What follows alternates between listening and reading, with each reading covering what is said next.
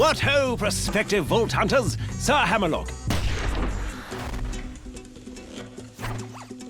At your service. I hear you're considering an excursion to the Borderlands. Well, let me be the first to warn you that Pandora has changed. This world is not what it once was. You may have memories of sand and dirt, the occasional rock. But now, there are all sorts of new places to discover. The glossy, fascist beauty of the City of Opportunity, the dangerous lushness of the Highlands, the dangerous and, to be quite honest, rather pungent caustic caverns. You think you know the Borderlands? You've seen nothing yet. Oh, and also, you will probably be killed in one of 1,000 horrifying ways.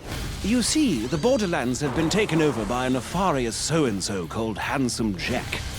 And only you can stop him, because you are a badass, you see.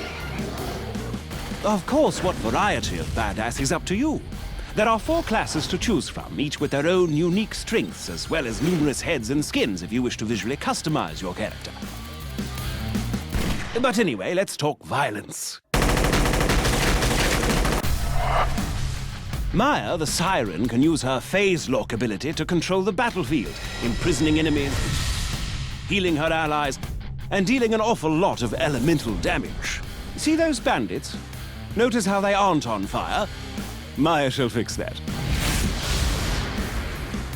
The Commando Axton uses his saber turret to attract the hatred of his enemies and deal a great deal of damage.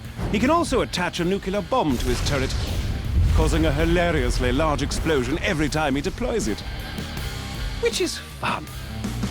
If you're interested in sniping or stabbing people through the chest with a bloody large katana, then perhaps Zero the Assassin might be more your speed. At higher levels, Zero can move through the battlefields like the wind, slaying enemies left and right. Salvador, the Gunzerker, can go into a sort of rage mode where he gains massive damage resistance and can dual-wield any 2 weapons in the game. Oh, speaking of weapons, Borderlands 2 has rather a lot of them. Over 87 bazillion, as it were. All of which you can trade with your friends or store in your own personal bank.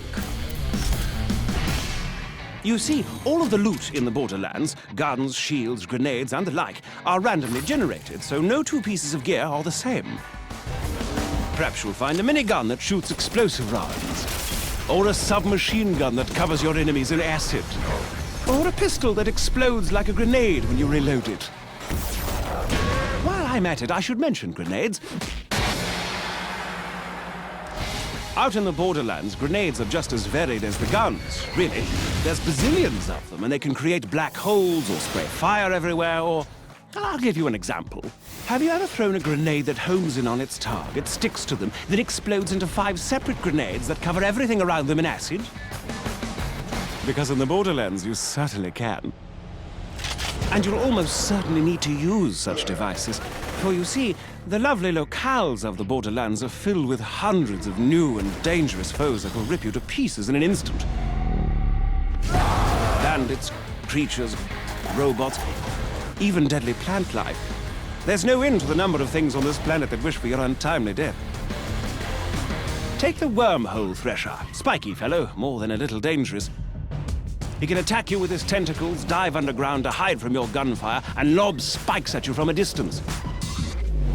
And if that weren't bad enough, he can also create a singularity around his body, pulling you into close range so he can skewer you on his retractable spikes.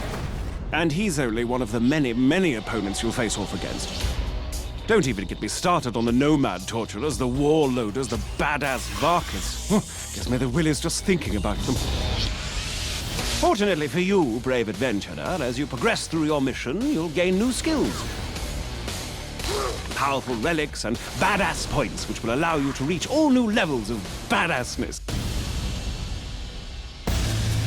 Relics can improve any aspect of your character, from health to fire rate to vehicle speed, while class mods can improve certain skills far beyond their maximum limit.